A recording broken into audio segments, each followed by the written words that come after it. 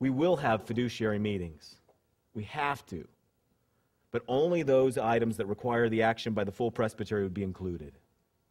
Only those actions. Just the action items, just the decisions we have to make. We need enough time to make wise decisions.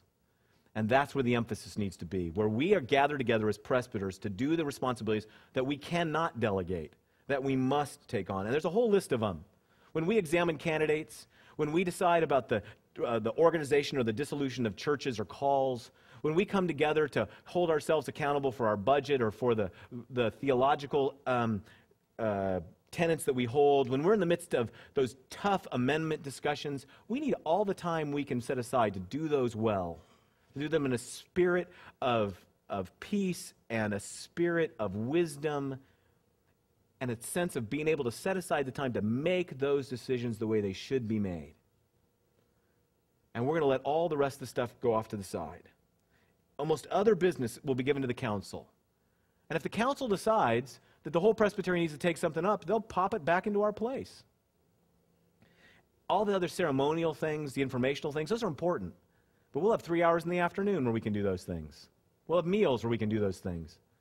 I think the Presbyterian meal could become the biggest family gathering we have, where we spend time together honoring and welcoming our friends and eating meals with the people who've traveled across the world to be with us and have conversations, and we thank those who are being retired and for their service, and we welcome new people. We'll do all that. It just won't be in the business meeting, because that fiduciary meeting is very important, that we handle the things that are most important to us. In this design, the only standing committees would be those required by the Book of Order. And those at the moment are these four: the Committee on Ministry, the Committee on Preparation for Ministry, the Nominating Committee, and the Permanent Judicial Commission. These four would not answer to the council. These would come directly to the floor of Presbytery. They would be responded to by the floor of Presbytery. And once you see the design for how the council works and how these standing committees work, you'll realize that we'll need about 1/3 the number of volunteers that we have today. That the nominating committee people will be thrilled to know that. But we'll also be able to have the very best people function in the places where they're called to function, working on the things that they're called to work on, and not necessarily having to do their time on different committees because we have so many slots we have to fill. As I said, the council will function akin to a session, and there is some structure for that. There's 3 teams within it. It's a significant commitment and a significant structure. There's an administrative team that watches over the details and all the things that we need to, the staff relations, the budgets, the property. There's a strategic coordinating team that would primarily be responsible for running these open space gatherings and putting together people in ministry together. And there'd be a generative catalyst team. There'd be the next Odyssey group with another group of people who together will be thinking and dreaming. I mean, the thing I want you to hear is that our dream is that we'll be moving this thing on so often that no one will even remember us or anything we've done today or any design we've brought, because we've set in motion a process more than a product. Information will largely be communicated through decentralized means rather than through presbytery meetings. Let me do a quick poll. How many of you in this room do not have email? 1, 2, 3. How many of you who do not have email do not have a cell phone?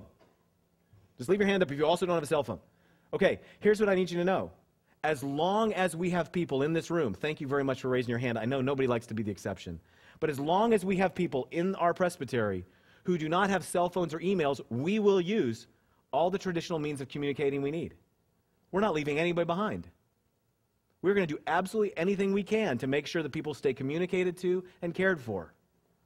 But as you can already see, a lot of us are already communicating in means that are much more cost-effective and much more immediate all the time. It's a huge way the world is changing. If I asked you, can you get a gathering of 30 pastors together tomorrow morning at 7 a.m.? Don't pretend that it's a Sunday. Most of us would say, of course not. I was in the Philippines. In the Philippines, every meeting is called through cell phone text messaging.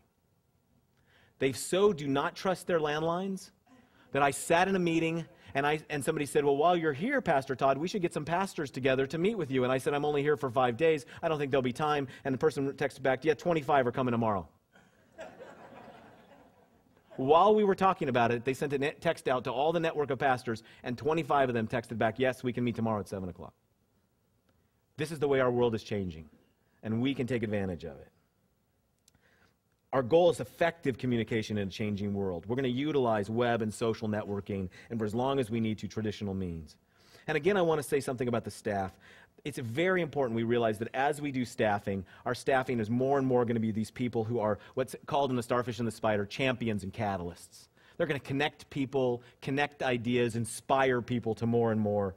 We've got a structure in there for a presbytery pastor, for a leadership team that is defined. However it works, it's very nebulous. We don't know what the roles will be. We're going to let other folks figure it out.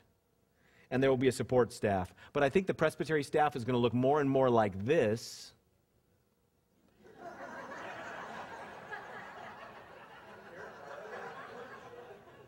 Than what we're used to thinking them look like. Encouraging, coaching, cheering on, nudging, urging, correcting, assisting, helping.